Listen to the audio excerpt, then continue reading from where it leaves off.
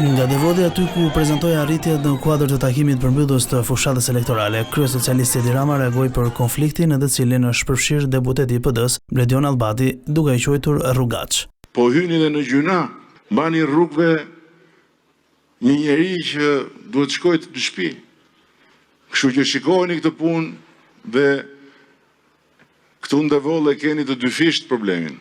Hyni në gjyna një herë se çoni rrugeçër në Tiranë, nga Devolli. Devolli, vendi, përveç se drejtora Gollit, vendi i njerëzve më punëtor të njohur me nam.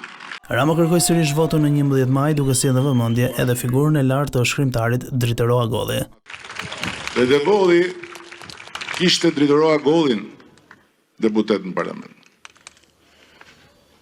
Ndërkohë që para pak ditësh ju gjithë edhe gjithë Devollit ishin dëshmitar të një skene që tregon se ku ka rënë pazari i opozitës në Shqipëri.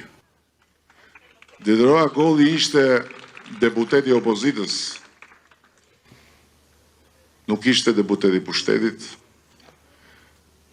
dhe fliste për të gjithë popullin, ndërkohë që Devolli ka sjell në parlament një rrugaç.